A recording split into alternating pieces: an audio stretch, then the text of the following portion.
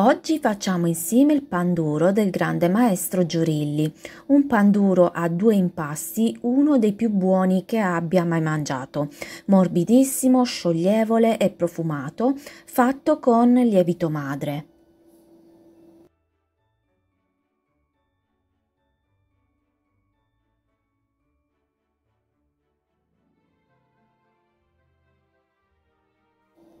Pesate 80 g di lievito madre rinfrescato e raddoppiato più volte anche nei giorni precedenti.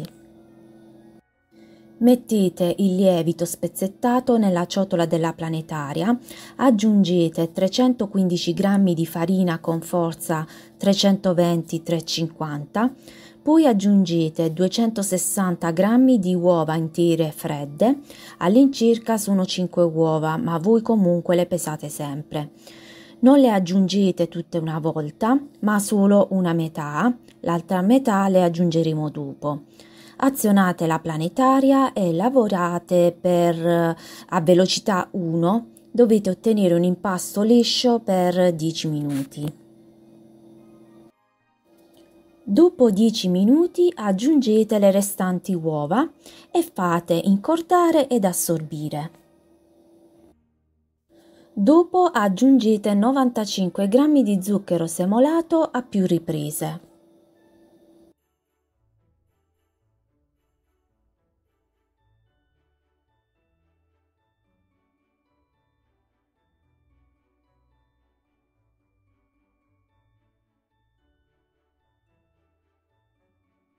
Attenti alla temperatura, non deve superare i 26-27 gradi.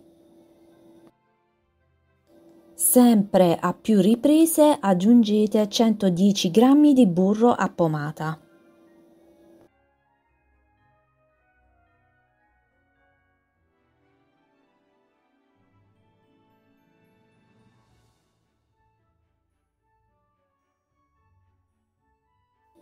Una volta assorbito tutto il burro e raggiunta una buona incordatura, versate l'impasto sulla spianatoia imburrata.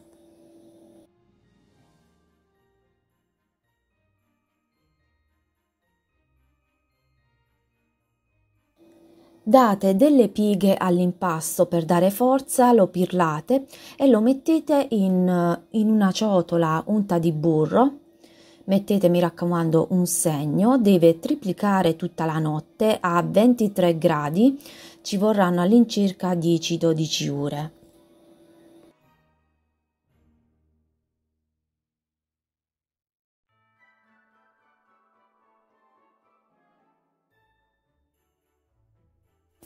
Ora prepariamo il mix di aromi che aggiungeremo il giorno dopo, giorno successivo al secondo impasto. Ci occorrono per il mix aromatico 120 g di burro a pomata e 55 g di zucchero semolato e lavoriamo il tutto fino ad amalgamare per bene. Poi aggiungete 25 g di burro di cacao in polvere, 1 grammo di vaniglia e 10 g di miele e mescolate il tutto. Dovete ottenere una crema. Coprite con la pellicola e conservate a temperatura ambiente fino all'indomani.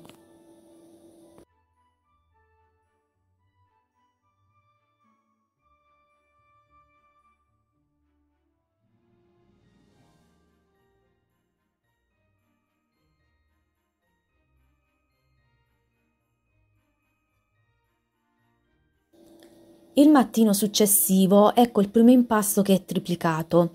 Lo sgonfiamo e poi lo mettiamo in freezer per 20 minuti per poter partire con una massa ben fredda.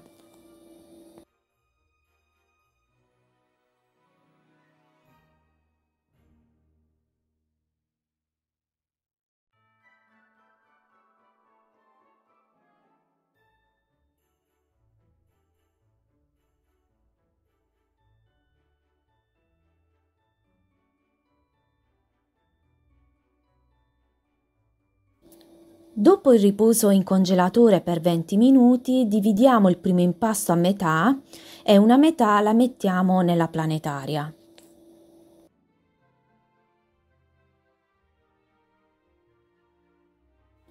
Aggiungiamo 55 g di farina, sempre con forza 320-350, poi aggiungiamo 4 g di malto diastatico e mettiamo il gancio anch'esso freddo dopo essere stato tutta la notte in frigo e lavoriamo per 10 minuti a velocità 1.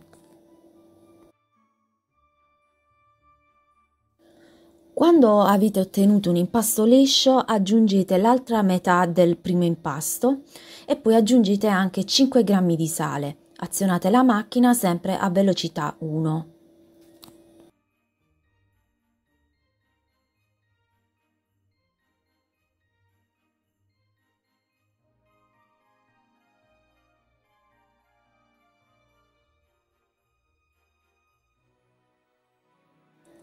Quando l'impasto è incordato, aggiungete in più volte 55 g di tuorli freddi, poco per volta, e lasciamo lavorare fino a completo assorbimento.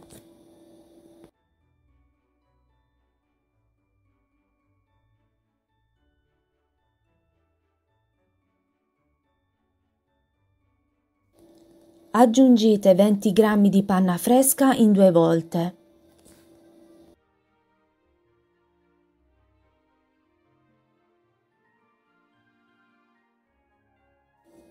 Una volta assorbita tutta la panna, aggiungete poco per volta a cucchiaiate il mix aromatico che abbiamo preparato la sera prima.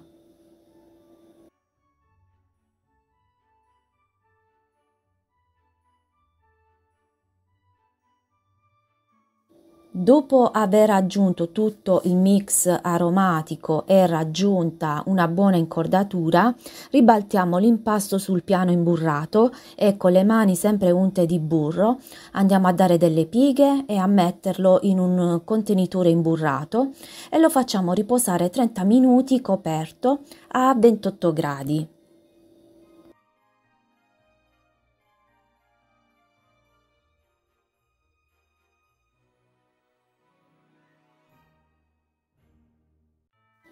Dopo 30 minuti ribaltiamo l'impasto sul piano di lavoro sempre imburrato, diamo delle pieghe, pirliamo e facciamo puntare per altri 30 minuti scoperto.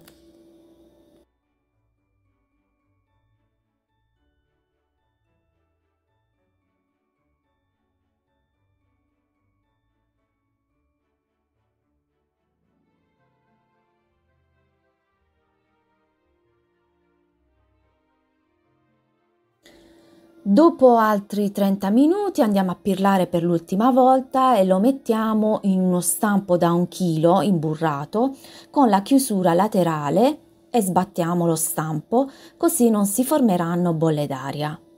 Lo facciamo lievitare a 28-30 gradi per 4-6 ore e sarà pronto da infornare quando la cupola inizierà a sbucare fuori. Infornate il panduro in forno già caldo a 160 gradi statico per 60 minuti e gli ultimi 10 minuti a spiffero. Al cuore il panduro, se lo misurate con una sonda, deve essere di 94 gradi. Una volta cotto il panduro lo fate raffreddare coperto nello stampo per 2 ore e poi lo potete uscire dallo stampo. Il giorno dopo potete spolverare con zucchero a velo vanigliato oppure potete imbustarlo con una spruzzata di alcol etilico. Si conserva perfettamente imbustato anche per 2 settimane. Continuate a seguirmi per altre ricette e mi raccomando lasciate un bel like e un commento. Ciao ciao!